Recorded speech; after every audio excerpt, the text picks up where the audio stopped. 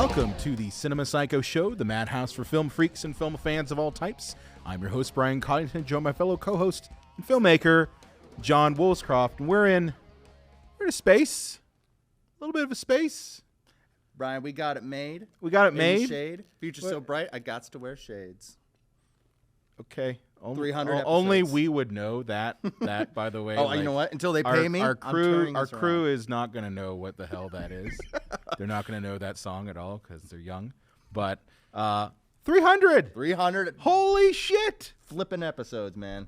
You were saying flipping episodes. Why are you saying flipping I don't know. episodes? Okay. Episodes. Is that better? Okay. Yeah, you can. But yeah, 300 episodes. I can't believe it. Oh, man. Okay. We're getting the champagne. For those listening to just the audio version of that. Camera can see that. Look at that. Look at the champagne in there. Mm-hmm. Yeah, we started. Very nice. We started recording an episode on Batman Returns about 29 years ago. No, it was more like. And now 8. we're 300 episodes. It's actually 8 in. Well, we actually recorded Batman Returns first. We recorded it the previous year. Recorded it in like the fall, if you remember. Mm-hmm. And then Lane had to have surgery. And then we had to delay putting the podcast out until April of that year, of the following year. So yeah, April 1st is officially Psycho's Day. It's also my anniversary. Which is nice. Also a holiday that only douchebags like. It is a holiday that only douchebags like. Yeah. But 300 episodes. John, how do you want to reflect on 300 episodes? Because, man, like, it's crazy. Some podcasts don't even make it past like 7. Yeah, I think like 10. Like, if you look at a podcast and they've gone past 10, they may actually be in this for the long run. You know. Maybe. I say look at them if unless they just started it, look to see if they got to like episode 50. Mm-hmm. Then you're probably safe that they're actually going to stick around. But man, 300. It kind of seems like a blur. We've had incredible guests on. We've seen movies that we probably never would have ever watched in our damn lives if we didn't do this show. Yeah. No, that's pretty accurate there. I mean, I want to say that the worst movie of this year was Space Jam: A New Legacy, even though it came out last year. But because it was that bad, and I'm still haunted by the fact that we had to see it. So I'm going to say it's the number one worst movie this year too. Yeah, it was, that one was especially bad. But I guess for me, like, we've gotten to meet, film stars, film directors that we've actually like idolized. Like, we got to meet and be friends with a lot of the people who were behind Troll 2. From the podcast, right? Yeah. We got a connection with Row House Cinema because of the podcast. More recently, we were able to actually go to press screeners because of the podcast. So, like, those sorts of things, it's mind-blowing that this thing that initially was just, I needed something that was creative to do, because I was in a job that was not creative at all, morphed into its own thing that has its own life. The people who are helping us out today listen to the show. That thing is awesome. We've had people who've reached out to us. Our show has gone out to almost every country on the globe. Okay? We have listeners on every country on the globe. We've had listeners who have come out to us and said, like, hey, I've listened to all of your episodes, and I'm going back and listening to them again. Right? So, like, my ego does not need that, It's insane. It's insane. So, like, before we actually get into our fun episode 300 review, I just want to say to everyone who listens to our show, who has been with us, if you found us just now, thank you for listening. Thank you for following. Thank you for your comments. Thank you for connecting with us and just telling us that you enjoy what we do. And even when you hate what we do, that's cool too. Because that sort of engagement and that sort of reaction keeps us doing this. We don't make any money from this podcast. Oh, I do. I just keep it. Yeah. Oh, okay. But seriously, thousands upon thousands. Seriously, I'd love to see the thousands of dollars. You got it in your closet somewhere. No, I got it in my. That should have been. That should have been the scavenger hunt thing from the other night. Find my duffel bag of podcast money. Find John's go bag full of all the podcast money he's been hoarding. But like seriously, I really just want to say thank you to the fans, people who follow the podcast, people who've suggested our podcast to people. You all really are the reason why we made it to 300. I was Bro Brian tonight. We sip in hell. We sip in hell. And Cheers. prepare for glory. Delicious. But I feel like we can't talk about the movie 300. By the way, we're doing 300. Yeah. Yeah, just want you to know that. I'm so glad that there's no movie called 350, 400, 450, or 500. Imagine if the sequel would be called 301. That's what they should have done. Yeah. But we can't talk about this movie without talking about the greatest director of this or any generation. Oh, come on. Zack Snyder. And this is where we're going to lose a lot of people. Those Zack Snyder There are some super people fans. that I know that really love Zack Snyder, and they really, especially when you talk to them about Justice League. Like, oh boy, like, man, you mentioned Justice League and Zack Snyder in the same sentence, and if you don't include greatest superhero film ever in that mix, they will flip shit on you. I just realized I look like Andrew Dice Clay. You do look like Andrew Dice Clay. I don't know if you were going for that vibe, but you kind of do. Jack and Jill went up the hill. Yeah, But no, I think it's these DC apologists. Like, do they really love Zack Snyder that much, or do they love like the DC extended universe, or want to love it that much?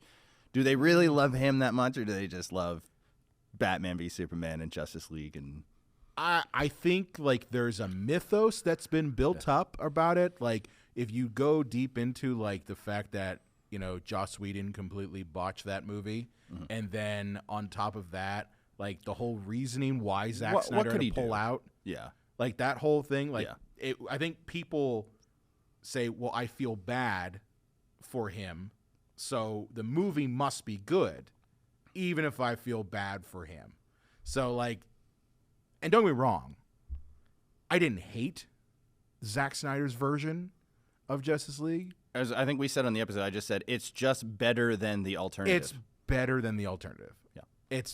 But like you're at the bottom of the barrel at that point. So like if you're just slightly above it, it's like, hey, this is bearable. Yeah. You know? Fine. It's fine. It's a movie. Just on a sidebar on that, why didn't they just release Justice League Part 1 and 2 in 2.5 hour blocks instead of reshooting everything for one movie? When has Zack Snyder ever been, or DC brief? or Warner Brothers? When has he ever been brief? Yeah. When? Just when he did music videos where he should have stayed. Oh. Yeah. Hot take. Hot take. I'm even going to look in Brian's camera, even though it's not on. You're me. not even. Yeah, you can't even do that. But just talking quickly about his rise here. He started with a movie that you enjoy, but I see as sacrilege, and that is his 2004 Dawn of the Dead. And all I say is, how dare you? Okay. Yeah. I've said this before. I hate all remakes to horror films. I really do. I really do. So you hate The Thing, you hate The Blob. Shut up. You hate all the 80s remakes of 50s. Let's just Invasion of the Body Snatchers? let me correct myself. Okay. I hate modern remakes to horror films. Fair. There you go. Okay. But if I had to say what is the least offensive modern remake to a horror film, I would say that his Dawn of the Dead is. Why? Because it adds something different. It's not trying to pretend to usurp the original. Okay? It's got a lot of callbacks to that. It's got a lot of cameos. You've got like Tom Savini shows up in there, and Ken Foree shows up Tom in there. Savini's not going to miss a payday. He's not going to miss payday. But I'm just saying it's got a lot of newer things that were nice to see. And it actually went, I think, a bit more into, you know, what happens to people's minds when they're inside of like an enclosed area like the mall, you know, for a more updated and modern audience compared to like the 70s version. So, but do I think that that version of Dawn of the Dead is better? No. I think it's an okay-ish to, okay, good remake of a horror movie. But it's not at all replacing it. I'm just offended for the legacy of Mr. Romero. I'm so sorry they did that to you. Even though there's been 35 remakes of Night of the Living Dead. Yeah, I was going to say, do you really want to go down that path? How many remakes of Night of the Living Dead have there been made? How many Day of the Dead sequels have been made? Like, there are a couple out there that are just specifically but never Day of on the this Dead. level. Contagion, I think, is one of them. Never for this level of money not and release. Not a Hollywood film like getting in on it. And then 300, never heard of it. No. Obviously, we'll skip that for now because that's the rest of the show. Yeah. Brian, how do you feel about his Watchmen? I don't despise it as much as some purists do. See, that's what I think bothered me about it. I think if I had just seen the movie, I probably would have been fine. But having I've read the graphic novel, and like I think the biggest thing that most people complain about with that movie is, I mean, one, Silk Spectre's kind of portrayal kind of sucks in it. It's Zack Snyder. It's Zack Snyder, so what do you expect? But I think he calls them the ones with boobs. Yes. Do you mean women, Zach? Yeah. Yeah, the sexy lamps, right? Yeah. That's it. But no, I think people complained a lot about the ending and the fact there wasn't a giant, like, interdimensional squid monster. Like, I think that was a problem that people had with it. But I was like, it makes more sense if it's just a, doomsday device. Like, it just made more sense to me. But, I mean, it does capture a lot of the feeling of that comic book. But it maybe doesn't go nearly as in depth as a graphic novel would. But again, a graphic novel is a graphic novel. I don't know how you do it. Yeah, I mean, unless you do like a mini series, and that's why I don't understand why every comic book anything hasn't just gone to streaming and episodic, because they're starting to. Yeah, they're starting to do that. I see that with the anime remakes. Like Netflix is getting a lot of these anime remakes where they're remaking it in live action, and it works for it. Because it's streaming, right? Well, I mean, because I think that's why they said Watchmen was unfilmable, is because it would have to be like 6 hours long, which is fine if it's in episodes. Yeah, and the Watchmen series on HBO was received really well. Mm-hmm. It was very popular. He did Legends of the Guardians, the Owls of Gal. Yeah, I don't know. Galhooey? I don't know. I don't know that one. And then he made a movie that I've never turned a movie off in my life. Once I commit to it, I never turn it off. I almost did Caligula, but because I was like, really? You of all people almost turned off Caligula? Because I would think you'd be like all for it. Brian, if I want to watch pornography, I'll watch it. If I want to watch a movie, I'll watch it. You're like, I can't mix. I can't mix the two. I can't mix my film lover brain with my deviant, perverted, lizard brain. Both of those can't cross. But if there was a recent movie that I almost turned off, it was Sucker Punch. Oh, that one was bad. A vomit-inducing excuse. Oh man, I tried to like it. I tried to be like that guy who'd be like, let me look at the artistic merit of this, and there's none. There just isn't. It is puerile teenage boy masturbatory fantasy. That's it. And he's gotten so much slack from it that now he's like, no, you guys missed the point. I was like making fun of that type of, No, he wasn't. And I'm like, sure, Jan. But once I entered like the 7th like video game level, I'm like, I can't watch this anymore. 7th video game level with popular music playing in the background that's somehow off key a little bit. Yeah, it's cool. It's all on green screens. Got cool like backgrounds. It's cool color grading. There's lasers and hot chicks and rock and roll. It's like, and ninjas. Yeah, let's put ninjas in there. Let's throw ninjas and ninja stars. And monkeys with machine guns for hands. It's like no Zach. But here's where he gets into his DC era. We got Man of Steel. Yeah. I don't hate it as much. I don't hate it. I really don't. I don't get why people hate it as much. You know what it is? I don't hate it as much. I think for some reason, in a way that, like, say, Batman, if we're just taking DC, Batman, Wonder Woman, Green Lantern, what have you, people are okay with you experimenting, but I think that, like, Superman is almost like Coca-Cola. Like, don't mess with the recipe in any way, shape, or form, but people should appreciate him trying to do something different. Yeah, I mean, here's the thing with Superman, and it's I think we had this conversation when it came out, if I remember correctly, is that at that time, people were really into the Dark Knight, really into Batman, and they were trying to like take that archetype and apply it to a superhero like Superman. And the thing is that people, there's a disconnect. There's a reason why Batman is Batman, and there's a reason why Superman is Superman.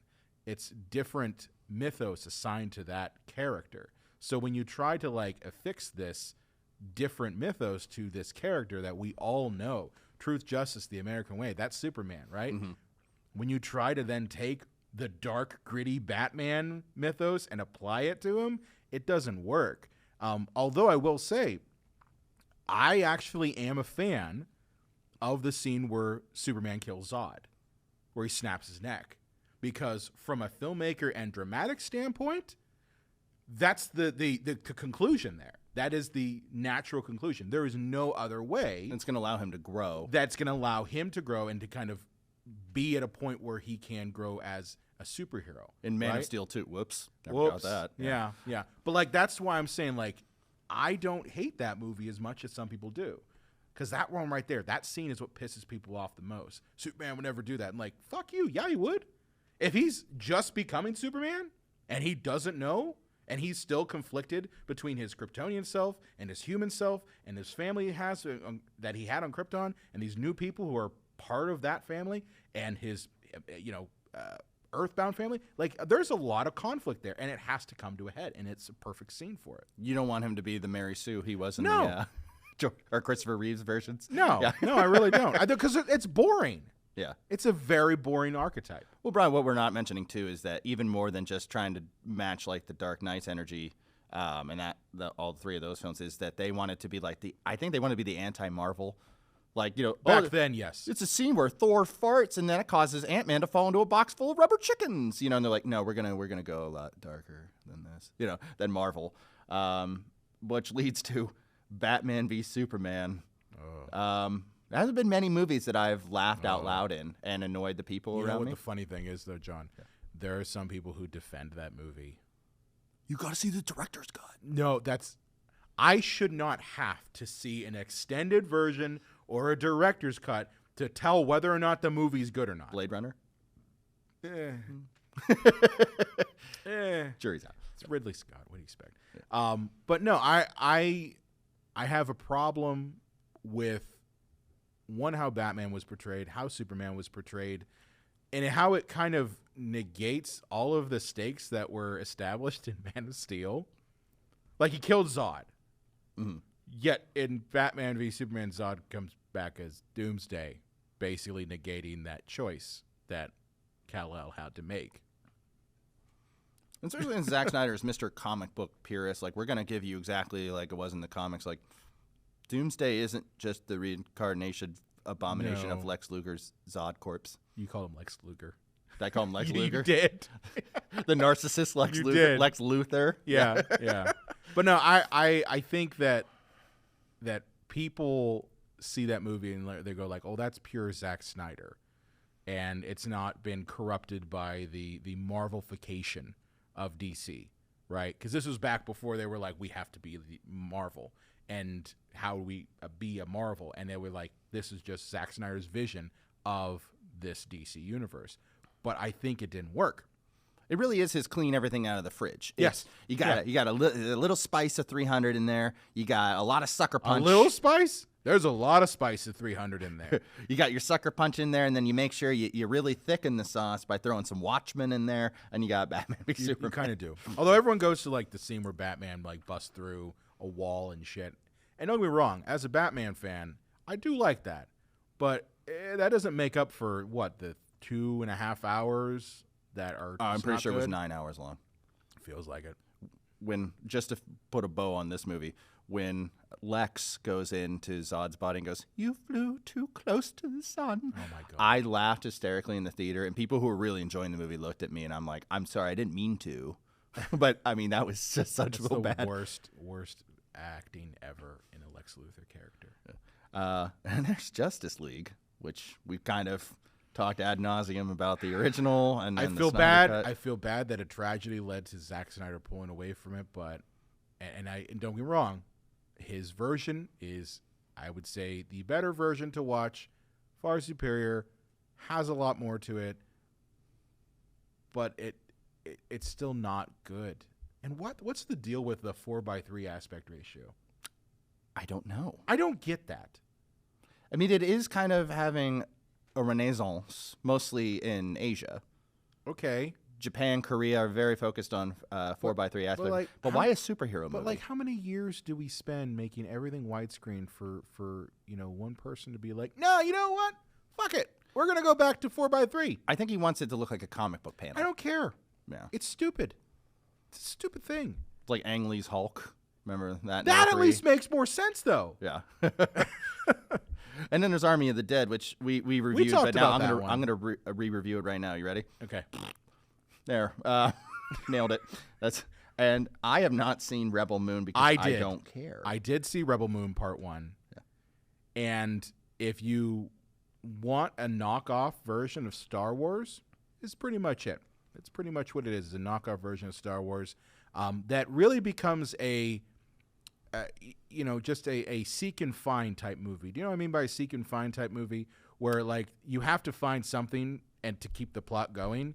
And that's literally all Rebel Moon is. Main character has to fight against, protect her village in some backwater planet. Sound a little bit familiar. And the Empire at the time is trying to like crush them. And apparently the hero has like some backstory that is important that we're not going to really get into until Part 2 comes out. But she's just basically finding warriors. That's the whole movie. She goes, finds some people to fight with her, then collects another warrior, and then you find out one of them double crosses her. Big surprise there. It's not very deep. It looks nice, which a lot of Zack Snyder films look nice. If you like his aesthetic. If you like that aesthetic. But outside of that, it's boring. It's a very boring movie. Which, if we're talking about his aesthetic, gets us to 300. Which I would say is the first in his aesthetic. And it's the first movie I've ever seen where the protagonists murder babies.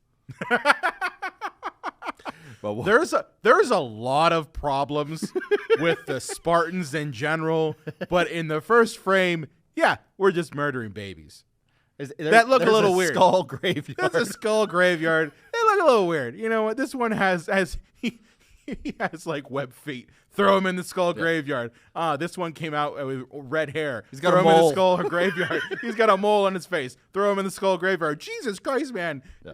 And then you find out that the guy judging the baby is blind. Wait, that's why you got to keep one blind baby so that baby can grow up to judge the yeah, other there babies. you go. That becomes the doctor, the judger. Yeah. No, that's the man with no hands. Yes, there you go. But yeah, I know that some people. I didn't see this when it initially came out. I had no interest because it just. I think I was very film toi at the time. And I saw this in theaters, and I own it. Oh, all right. I forgot I owned it. Because in reviewing this, I was like, pulled it off the shelf, blew the dust off. Well, I recently redid like my office and added all my DVDs I had the storage back in. So like I didn't realize that I had purchased at some point a DVD copy of 300, and I'm like, oh, I can just watch it here. So I hooked up the DVD player and watched it. Right. But yeah, I saw this in theaters, and at the time, in 2007, I thought it was cool. But again, that was 2007. See, I had a lot of film classmates who were chastising me for not going to see it just because of the special effects. Special effects are pretty good, and I'm like, I don't just go see a movie for special effects unless it's Avatar. I will admit, I only went to see Avatar because of 3D experience. That's what all of us went to go see Avatar. We didn't go to see it for the story. I had a friend watch it on a plane. We don't want to see Dances and he's like, with "This Smurfs. is the worst movie I've ever seen in my life." I'm like, yeah, you watched it on a plane. I mean, but yeah, watching it, I thought the movie looked like barf. In rewatching it, it's got some of the worst color grading I've ever seen outside of Batman v Superman, which big shocker there. But that one almost looks like it was twisted grainy. Reality. Batman like v this Superman one was grainy. Did you notice that? A little bit, yeah. Like, maybe it was because I was watching a DVD, but like it was extra grainy. Its contrast was all over the place. You know, and I know that they were going for the specific comic books aesthetic, right? That's what they were going for, is harsh, very harsh, like pure blacks, pure whites, in silhouette at times. exaggerated, action. I get that, but it just looked really bad. It just looked like it was brown. I mean, if you do look at Frank Miller's graphic novel, it does match it somewhat. Okay, but there is a reason that things are in different mediums, and you're allowed to change. Not everyone can be Sin City. Yeah, there's only one Sin City. I mean, aside from the sequel, which was terrible, but the first Sin City, it was successful because it was honestly a concept film. I kind of call it a concept film. It's what happened. How do we take a comic book and make it actually like visual and on a film? That's what it is. But not every movie can do that, and I think 300 was trying to do that. And, I feel speaking of Sin City or this movie, it's like, maybe we shouldn't adapt Frank Miller because he's barbarically masochistic. A little bit. This Plus, movie he, was really very much doesn't that. like any adaptations of his work. He's made that very clear, that he hates all of them. He did seem to be very fond of Zack Snyder. Okay, well. Because I think they had similar interests in, like, kung fu movies or something like that. But yeah, and also this film, dare I say, deeply homoerotic. A little bit. Very much so. I mean, I figured for you it would Which be is because it was you had Fassbender. Did you notice that? Fassbender's in this. Oh, I noticed him. I know you noticed him. I'm assuming like when he was jumping to go chop off that one person's arm, you're just like, there's his penis. I had my binoculars to see if it was a stunt dick in Shame or not. Oh, okay. No. Yeah, it's kind of an obsession. Like Tom Cruise's stunt dick in All the Right Moves. Oh, God. Yeah, this is a movie that glamorizes child abuse and just toxic masculinity. Oh man, like this is not a good movie. Well, for young men to watch. Well, it's problematic on that front, and it's problematic for history's sake. Well, like I worry that some people would look at this movie who aren't willing to like do the little bit of extra work that it requires to like, I don't know, Wikipedia the Battle of Thermopylae, but like this movie really paints the Persians in one of the most negative lights I've ever seen, and paints the Spartans in one of the most not at all actual lights ever. Like, I don't think people understand this. Like, the Spartans are not always the good guys. Like, they really were not the good guys. Ever. I don't think anybody back then was the good guy. Not to play devil's advocate. Yeah, but I know exactly what you're saying. Okay, I'll give you the one thing. And this is the one thing that gets me about this movie. Leonidas and the 300 are all about, we've got to protect Sparta from slavery of our women and our children and our elderly. So that's why we're going to fight. But he fails to mention that the entire Spartan society is built on slaves. Built on slaves. The entire society. And if you literally look through it, there is a society in Sparta called I think it was the Hoplites or Helites. And they literally were slaves owned by the state that did all the things. So, like, when he's saying, oh, we got to fight for freedom, it's like, bullshit. Complete bullshit. Well, hey, that's how this country was founded. A bunch of slave owners that wanted to be free. But it just glosses over that. It doesn't even at all mention it. Like, there's no mention of that fact. So, like, it's really hard for me to get into a movie when you look at the history, like, man, the Spartans were assholes. I mean, it didn't lose you in the first scene when they were throwing babies to their death. Well, the baby graveyard is a fun visual. But yeah. But talk a little bit about that scene. Like, we're seeing what baby Leonidas, his first challenge, avoiding death in the baby graveyard. Yeah, and it talks about how all these soldiers they're just trained to be void of emotional well-being and to just fight and be great warriors. Yeah, fight, kill. And the movie shows child abuse. That's fun. Oh yeah, but that builds character. Builds character. Yeah, builds a lot of emotional, deep-seated problems. A lot of problems. I wonder why Leonidas is just like, I'm gonna just throw people into a fucking pit. I don't care. Why he solved his problems? Yeah, with violence and kicking. I could talk. I could try talking, but I don't want to be like those boy lovers in Athens. You know. Yeah. But by the way, I understand why modern day Iranians do not like this movie. I can see that. I can see why, because it's not a pretty picture at all. But why does he get to be king? Is it because he killed the wolf? So here's the funny thing. Or is it because Gerard Butler is handsome? Gerard Butler's handsome. Yeah. But here's the funny thing. So that wolf thing, that's bullshit. Mm-hmm. In reality, you know how you get to be in Spartan society? You get to murder. You have to murder one of the slaves. Yeah. In the society. But they're not going to show that. No. They're not going to show that. Instead, it's a wolf. Which is like, congratulations, you killed an animal. Hey, we don't want to give these baby-killing kid punchers a bad name. No, we can't.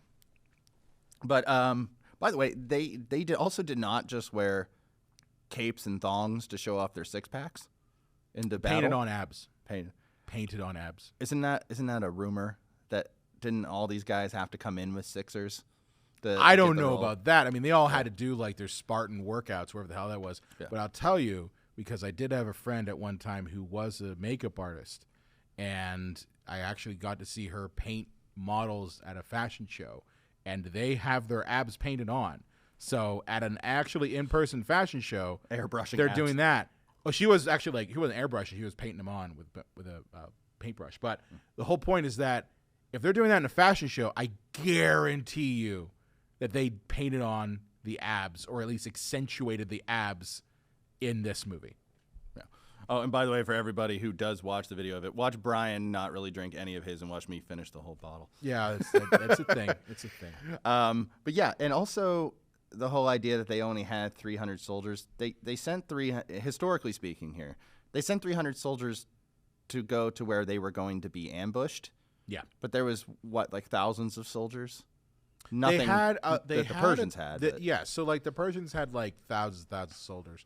And the whole deal with the whole 300, at least in the movie's logic, is that because the E4s won't like allow them to take the whole army of Sparta, that, you know, Leonidas is basically saying, yeah, fuck that. I'm going to take just a small contingent, you know, and screw the E4s and just say they're my bodyguards.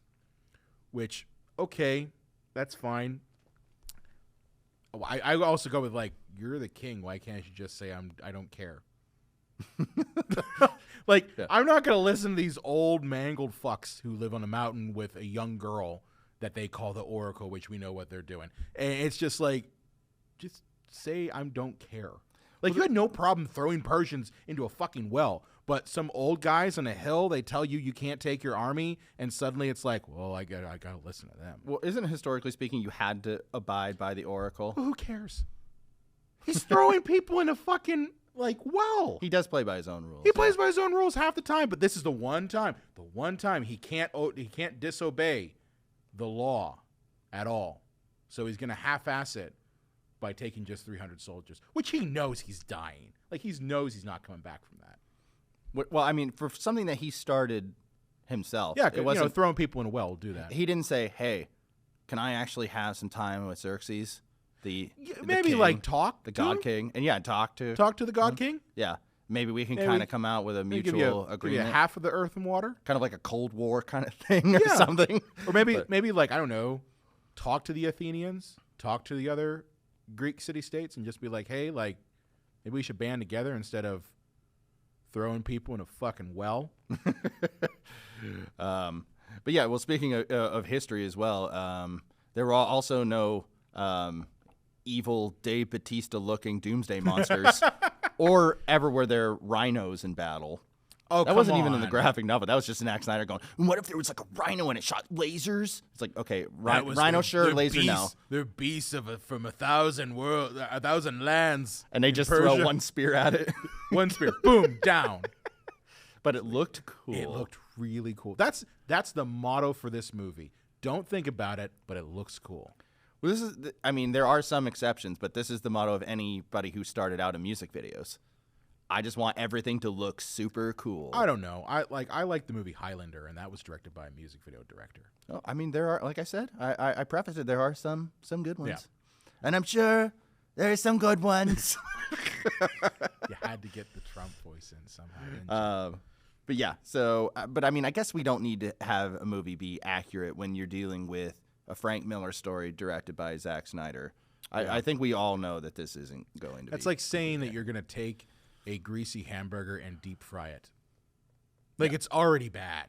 It's already not good, but you're just like, I don't care. I'm going to roll that thing in batter and deep fry that fucker. Then I'm going to put some Oreos on my I'm going to put Oreos on top of it. And then just inject cancer into the burger. But yeah, I feel like I should have seen this movie when I was, it came out in 2007, so too late. But I should have seen this movie when I was 13, because I bet I would have loved it and not been the whole time thinking, that was a bad choice. These people are terrible. This is not a way to raise children. Why did he just decide the fate of his entire people by kicking somebody in a well? Why are they all running off to die? None of this made any damn sense. John. But it looks cool. Yeah, every scene in it looks cool, and I won't take that away from the movie. I won't. Visually, outside of the color grade, it does look cool. If I took just those scenes and just the shots and just extrapolate them as a single frame, they do look cool. But looking cool doesn't replace story or characters or characters or logic. Or logic, yeah. All of those are just thrown completely out the window. Yeah. But I think now might be a good time for us to jump to a special segment. What's the special segment, John? It is called 1-Star Snyder. Oh, okay. So how is this going to work? Because you told me a bit about this. So and we might have some graphics for it to pop up. Yeah. But go ahead and tell me about how this is going to work. So I scoured IMDb to find the lowest of the low reviews of Zack Snyder movies. And it was difficult because some of them, just say Army of the Dead, almost every bad review had the word zombie in it. Right, so you already know. You're like, it's not going to be Dawn, or there's going to be Army of the Dead. So I had to be, very much think, okay, how can I got to find reviews that kind of give clues, but aren't giving the movie away. All right. So I'm going to just read you a couple 1-star Snyders. Read me a couple 1-star Snyders. And see if you can figure out what this is. Okay. Now, are these all from the same movie? Different movies. Okay, so these are different, but this first one, is it from... So you're going to be just a couple from the same movie? I'm gonna go all around. Oh, okay. Okay. All right. So for movie number 1 here, just an overbaked mess. I'm surprised with so much fanfare. You think Snyder would have at least edited the painful redundancies out. Almost every minute of this abomination was painful, and that's a lot of minutes. I don't think it was possible to make a movie worse, but Zack Snyder pulled off the impossible. Oh, that's Justice League. Absolutely. That's 100% Justice League there. And he's not. That guy's not wrong. Okay, so we got here for a different movie. Okay. I've watched all movies and reached the end of the internet. How do I know? Because I watched this movie. Bad plot, acting, and just so sad that Zack Snyder made this just sad. Oh, that's a tough one. Maybe Sucker Punch? It was actually Army of the Dead. Oh, okay. Okay. Right. I fail. Here's a short one. Okay. Lord of the Rings meets Stargate meets Teenage Mutant Ninja Turtles. That one has got to be Lord of the Rings meets Stargate. Rebel Moon? That would make a lot of sense. That's my thought, is Rebel Moon. It's actually 300. Okay. But I don't get where the Stargate... Well, no, I see what the Stargate is. Yeah, if they're going with Stargate, the TV show. I think so. I get it. Okay. Right. Awful. Worse. Not because it is pretentious and totally stupid, but because it is 150 minutes of utter bore. Watchmen? Batman v Superman. Oh, okay. I'm failing at this. They're so bad, and that's you picked reviews that are really good because they give no hints at all at what it could possibly be. Yeah, because there were some of I even had to edit some of them. I was like, I'll just delete Superman. I cannot put into words how awful this movie is on every level. From the shallow writing to the directing to absolutely ridiculously bad acting, this movie is complete garbage, and like its plot piece should be cast into the deepest depths of obscurity, never to be seen or heard of again. I couldn't say what the plot point was. Okay. Would that be Justice League? Yes, it is. The mother boxes. The mother boxes. Okay. Are you kidding me? I think I've seen this movie before in every video game ever made. This is the biggest shit fest fuck fest I think I've ever seen. Is Hollywood so out of ideas that it's trying to make the worst movie ever made just to see how much money they can steal from us? I feel like a bit of my life was stolen after watching this poop. They use the word poop. Poop. Yeah. Poop. I'm gonna go with was that Sucker Punch? That is Sucker Punch. Okay. I mean, whenever I hear poop, it's got to be Sucker Punch, right? Like, and of course, the video game thing kind of gives it away too. If Zack Snyder ever reads this, please comment on it so we can discuss. Don't hold your breath. If you do not wish to discuss, I would just like to say that before you make another ridiculous film, do some research and get your facts straight. Maybe you won't seem so dumb then. Oh, and I only gave it a rating of 1 because I wasn't able to give it a 0. Do your research. Was that 300? Yes. Okay. Yeah. All right. Snyder wanted to make his masterpiece. He probably considers himself a genius. But seriously, are we so foolish that we consider such a movie with no decent plot and no clever twists or character development not only good but great? Well, it's not. I'm going to go with... Is that Watchmen? It was Man of Steel. Man of Steel. Okay. Kind of in the same. Okay. Hack Snyder finishes off destroying cultural icons. Oh, I mean, that's 300. That's Batman v Superman. Okay. Wow. Okay. All right, this one could be any of them, but okay. But I just love this. I'm terrible at this game, by the way. Warner Brothers should be ashamed of themselves. I mean, that's what is that? Justice League. Justice League. I mean, that pretty much. I think that is the motto for Justice League: is Warner Brothers should be ashamed of themselves. And last one. I wish I could burn this film from my memory for real. I'm serious, not kidding. I really don't know how to describe the dread I felt within the first half hour when I knew that this was bad as others had warned me it would be, and even worse than most critics said it would be. Don't even get me started. I expected Jeff Goldblum and Will Smith to come crawling out with one with cigars in their mouths. Something blows up, a bunch of blurry images zoom by, and then it starts again and repeat and repeat. Something blows up. Like buildings. Like buildings? Mm-hmm. Like Watchmen? Man of Steel. God damn it! Well, like Watchmen had explosions too, you know? Like that's every one of his movies have explosions. They all do. They all do. But getting back to 300, is it fair to say that other than this movie has a setup and a premise but no real plot?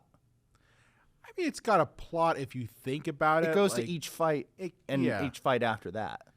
Yeah. There is some character development. I thought the stuff that actually stayed with the Spartans, like on their home front, was much more interesting than all the battle sequences. See, that stuff to me felt forced. Like, it felt like, hey, we have to, like, jam something else in here other than a bunch of dudes fighting other dudes in, speedos and capes. So we have to do something. So let's go back to Queen Gorgo and her, issues with the council and one pervy douchebag. Because it's a Zack Snyder movie. Because it's a Zack Snyder movie. There has to be a pervy douchebag. I'm actually amazed considering that as a trigger warning for anybody who hasn't seen this movie, there is needless rape. Yeah. Yeah. But that was not a Frank Miller decision. That's not in the graphic novel. That was a Zack Snyder decision. Zack Snyder decision, yeah. And I think it's like when, not that these things are real, but like when you feel that you're baited by an alpha. So I'm going to show you that I'm the biggest guy. I'm going to eat steak raw, and I'm going to put something really, really horrific in my movie because I'm going to be more Frank Miller. Yeah, the problem with that scene is it adds nothing to the movie. Not a damn thing. You could take that scene out, and it wouldn't matter. It really wouldn't matter because she goes to the council meeting, and the guy acts like an asshole anyway, right? And makes accusations anyway, and doesn't say like, "Oh yeah, well, last night you and I had sex." It's like that's never said. It's just saying like, "You propositioned me." We could have not have seen that, or he could just lie. Yeah, because he's a douchebag. Okay, so like it makes no sense to me why that's in there, other than to be shocking. 99% of, and I say this as this is a podcast of two middle-aged neckbeard men. Yeah. But it's a movie that is made by 99%, if not 100%, men behind the scenes. Oh yeah. No, I in 2007. In 2007. Well, probably shot in 2006. So yeah, which does not seem that long ago to me. Till you think about it. But I have some students in my current class who was born in 2004, and I grew a gray beard when I saw that. Yeah. But yeah, it doesn't seem that long ago, but it really was. You know, I think if you and I thought about what are your favorite movies growing up, and we all mentioned 80s movies. That's the same thing here. Mm-hmm. Movies that came out in the early aughts, that's if you're talking about the 80s movies that you watched back then, or the movies from the 70s. It's the same thing. Yeah, but see, at least there were characters. I felt in those scenes, and then we just cut back to slow motion. Oh, we have not even hit. We haven't even talked the about Zack Snyder slow motion. No, you cut that out of this movie, and the movie's 31 minutes long. It's if you cut the stalling out of Halloween, then that movie's only an hour. When John Carpenter handed in his 60-page script, and they went, "You need to flesh this out." Yeah, to 90 minutes. Well, I mean, kind of branching off of the whole discussion of sexual assault in this film, Queen Gorgo is pretty much given the worst personification in this movie. She has no character at all other than just be dutiful wife to Leonidas and sit in the field and wait for Ephialtes to come back. That's it. I would almost venture a guess that there's only one character that has any type of arc, good or bad, and that is the horrifically deformed character. Ephialtes. Yes. I would agree. At least there's a journey there of I've been insulted. You took away my life right. I'm going to go to Jeffrey Epstein's house. I was going to say, how are you going to make that? How are you going to describe the orgy of weird anthropomorphic goat people, monster women, and, a golden god who's 7 feet tall? Oh, I think he's supposed to be 8 feet tall. Okay, well, either way, how are you going to describe it? And you said it perfectly. Jeffrey Epstein's house. Yeah. And it's just, that's the only character that has, it's a negative arc, but it's a villainous arc. It's funny. Talk about how, to kind of demonstrate how completely dumb Leonidas is as a ruler and as a tactician. Mm-hmm. You were always supposed to think oh, Leonidas was so smart. He managed to funnel them through the hot gates, right? But it's this guy basically set his army up for failure when he wouldn't take the hunchback guy who knows the secret route to completely usurp his defenses. And you would hope that, maybe he would be loyal, but he took his birthright from him. Yeah. Yeah, he might betray you. Which is for bullshit reasons, by the way. Because he goes on oh, yes, we work as a phalanx. But if you watch the movie's battle scenes, they're only a phalanx for about 5 seconds before they're swinging their spears and swords wildly around on their own. I'm you're telling me Ephialtes couldn't have just done that shit? Well, and apparently the king never learned the term that in chess the pawns go first. Yeah. He's so stupid. He even says, well, let's hope no one tells anyone about the secret passageway to completely defeat my army. Maybe that hunchback guy that I just told piss off. Yeah. Cripple. Then I farted in his face. And I farted in his face and said, I'm sorry, my friend. You can go ahead and carry our water. Yeah. Water boy. Yeah. Make him like an assistant to the assistant coach. Yeah, there you go. Of an army. Because armies have coaches. Make him a consultant. Yeah, a consultant. Yeah. You're a consultant for the art. You're the sensitivity counselor for the Spartans. Oh my God, sensitivity counselor for Spartans. But yeah, I don't know. It just felt like one action sequence after another. But is that what people go for? Because it makes me, I have my own guilty pleasure, so I'm not. Oh, yeah. I'm not saying that if you like, say, the Fast and the Furious movies, that there's anything wrong with that. But I do. Well, with those movies, it's one car chase action sequence after another with very little plot. But I have to stop and say, well, is this just exactly what they want? The audience for the Fast and Furious movies want? And is that what the audience that went into 300, did they get exactly what they wanted? I mean, I think the audience at the time did. I really do. I think that at that time, because of the fact that you're coming off the heels, this is maybe a couple of years removed from Sin City. So there still is that desire for these, ultra, not realistic, but hyper, fake fantasy comic book movies, you know, that there was a desire for it. So it's kind of fits within that. What I do find funny is that a couple years later, when they tried to make a sequel to this, that sequel failed. Like, fell flat on its I didn't even know there was one. There was I did research for this. Oh yeah, episode. no, I saw the sequel, not for this movie, but just in general, because I was like, well, I'll go watch it, and it's really bad. Like, at least this movie tries, and the sequel didn't try at all. Well, it also didn't have a Frank Miller comic book to steal from. Well, no, it had just that world and trying to steal from it, but and trying to also weave in historical things to it as well, because there was a whole sea battle that happened at the same time. That's what this sequel is about. But I mean, it's just a thing where, you know, this movie, even though there are clear problems with it, it's done more as a visual smorgasbord rather than this character has an arc and there's a plot. It honestly feels more like an experimental film at times than it does a narrative. I could see that. You know what it feels like? It feels like a music video. Yeah. A lot of the times. It does. But you know what I think could have not saved this movie, but could have really helped? If Xerxes was even remotely human. Oh, you mean you don't think that Xerxes in real life was like 8 foot tall and painted gold? Yeah. And has, more. Because I'm kind. Yeah. And has more jewelry on than Joan Crawford. I will make you warlord of all Greece.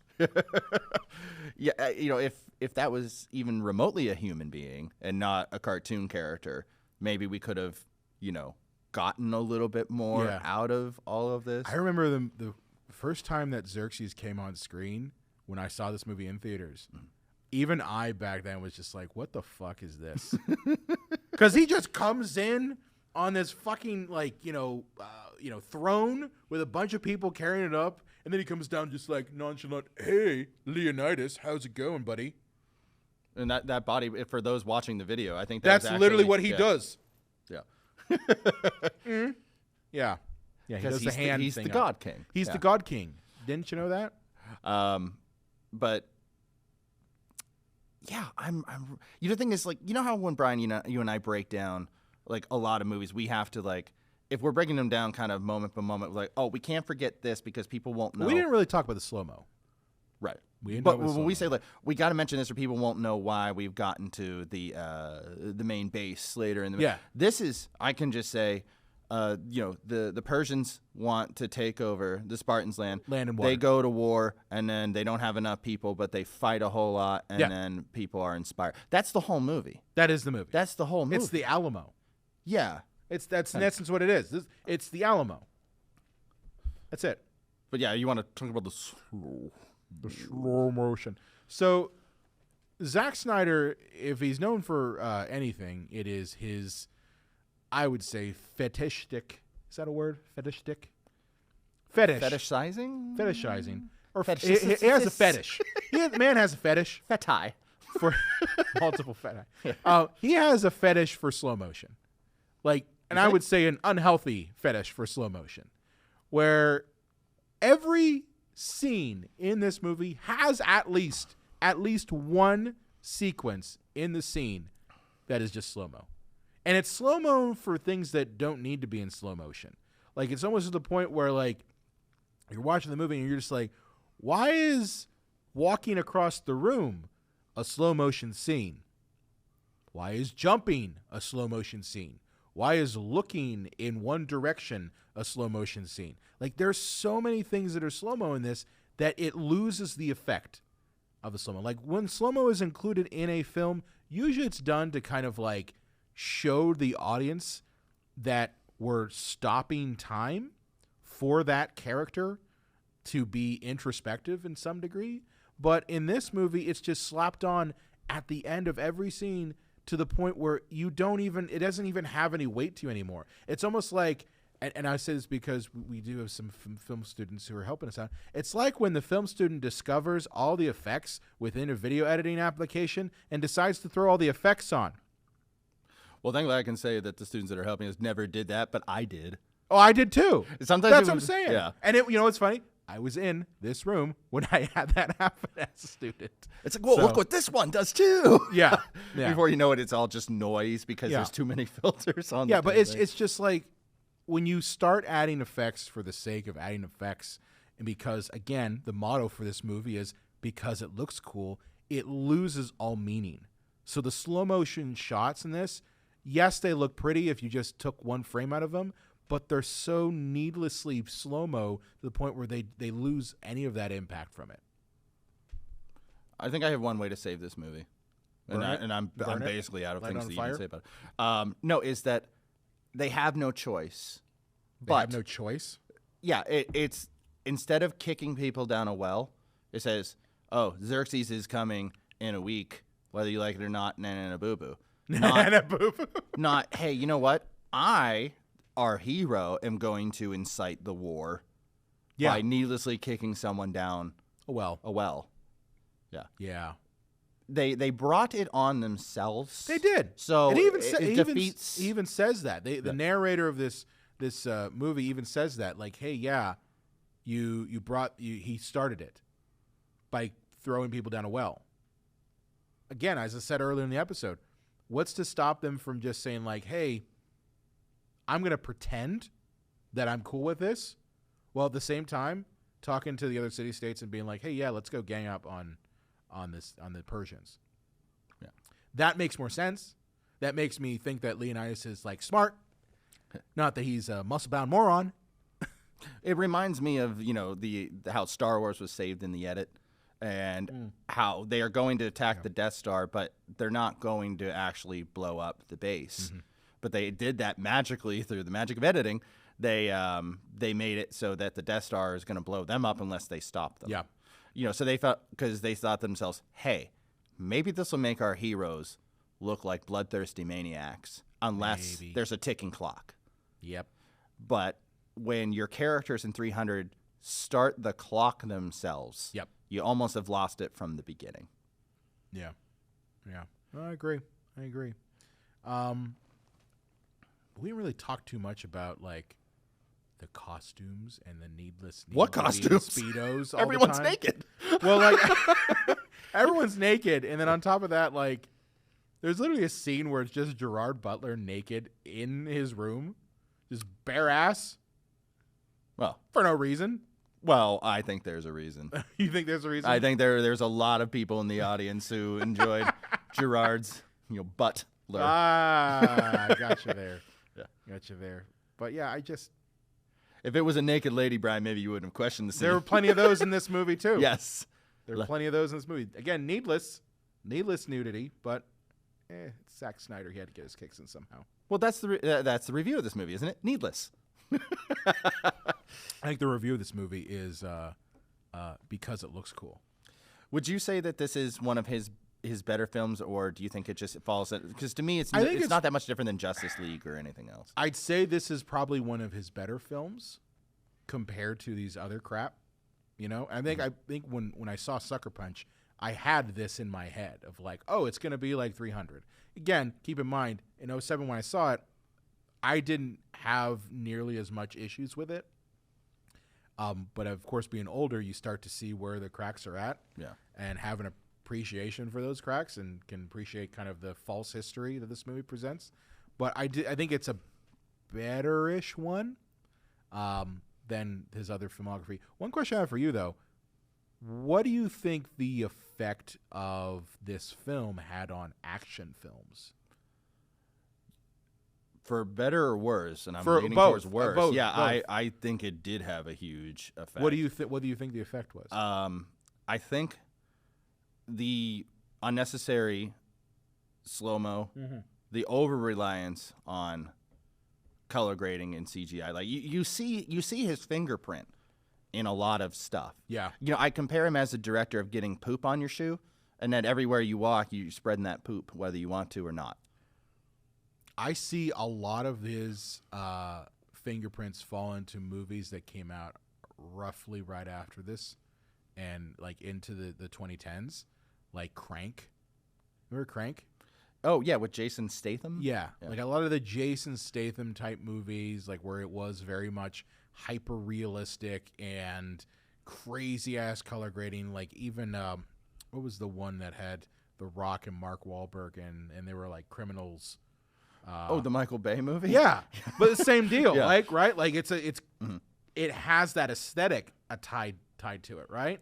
I remember there was a movie, Pain and Gain. I think that's what's called. Pain and Gain. I think you're right. That Morgan Freeman was in, where they learned that they could throw bullets. Oh, you're talking about? Oh yeah, You yeah. remember yeah. the title of I it? have that. I own that movie too.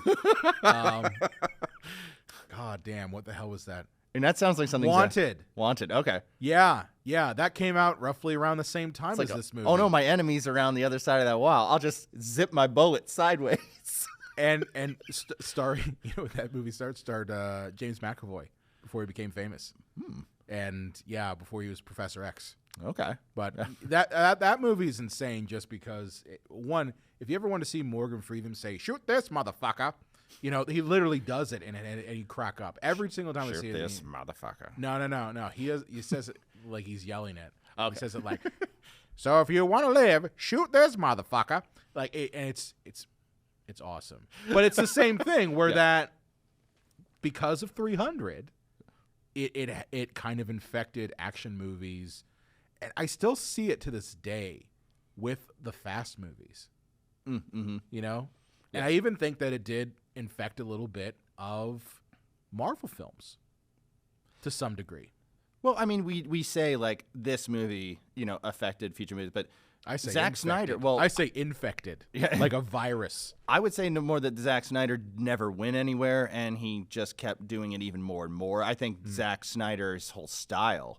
If I had to be like, if he had retired after 300 and went, perfect film, I'll never need to make another one again, I don't think we would have seen this last so long. But I mean, 300, the same problems in that is Batman v Superman, Justice League, Man of Steel. You see all Watchmen, you see all of his tricks in all of his movies, which isn't strange because every police song sounds the same. But would we not want that? Like, he has a style. Yeah. I would be weirded out if I went to a Tarantino movie and there wasn't like weird feet shots. Because that's his thing. That's his thing. So That's his thing. I think it's because his style has continued on so much, unapologetically so, that I think a lot of people have matched that. But because too, like him or not, his movies make money. They do to some degree, but I think they make money because of the visuals. We didn't really talk too much about the visual effects of this movie. Outside of the fact that the whole thing was filmed against a green screen. Yeah. Like, there's only The one whole shot. one shot. They shot in Los Angeles. They shot in Los Angeles, but the rest of the movie is filmed against a green screen. 99% of the movie is shot in green Which screen. nowadays we're just like, it's not that big of a deal. Back then it was a big deal. This is coming right off the heels of Sin City, where that was one of the first ones shot entirely against a green screen. Well, there's also, George Lucas, all his prequels were almost all shot. Right. Yeah. But what I mean is like, that was but he still had sets. Like, he still went to actual locations, even if he did most of his stuff in green screen. 300 and Sin City, those are movies that were primarily done in a green screen soundstage, to the point where now it's not that big a deal because you see it with Marvel films. Every Hollywood superhero film is shot against a green screen. Quantum Mania, after they enter the quantum zone, Yeah. that has to be shot, everything over a green screen. Because it's so unrealistic looking, that didn't really bother me. I think if they tried even remotely to be realistic, I think I would have been like, these effects are ridiculous. But the whole movie comes off immediately as ridiculous. Yes. So it didn't bug me. If they tried to make it look like actual ancient times, then I'd be like, but and I buy. What do you think as a visual effects guy of like the blood and those kind of effects? I mean, for me, the blood effects in this take away from the carnage, if that makes sense.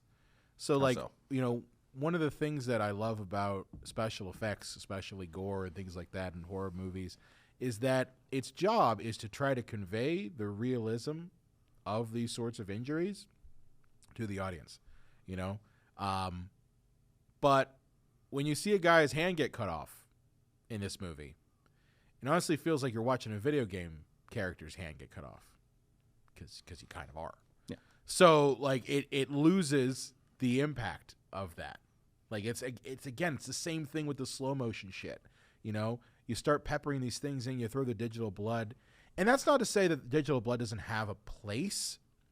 You know, like Zack Snyder was one of the first people to use digital blood for Dawn of the Dead, his remake he did, right? He combined practical effects with CGI blood, and it worked.